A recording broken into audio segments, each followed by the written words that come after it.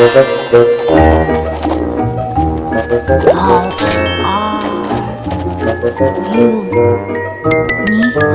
吗？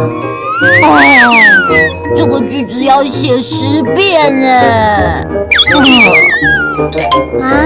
亮亮，如果你专心写的话，很快就写完了啦。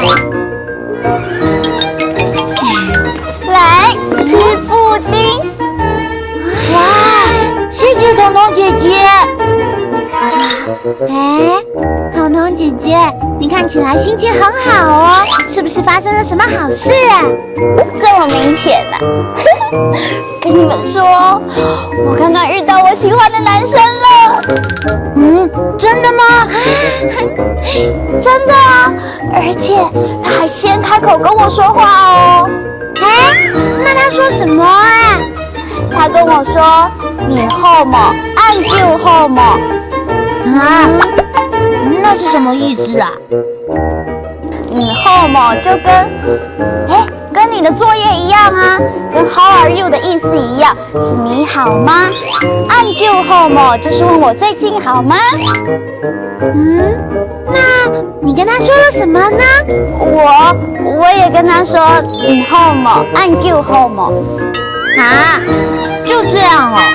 哎呦，一时太紧张，不知道讲什么啊。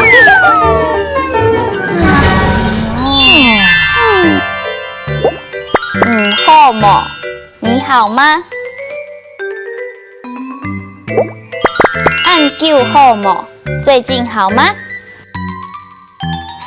亮亮，我刚刚遇到我国小的老师哎，然后呢？我问老师，好嘛，俺就好嘛。哇，那老师有很开心吗？当然啦，我昨天还遇到我国中的老师哦。然后呢？我也问老师，好嘛，俺就好嘛。彤彤姐姐，你没有别的话可以说吗？打招呼是很基本的礼貌啊。说的也是哦。好嘛，俺就好嘛。小朋友也要有礼貌的跟大家打招呼哦。哈克乌拉拉，我们下次再见，张亮亮。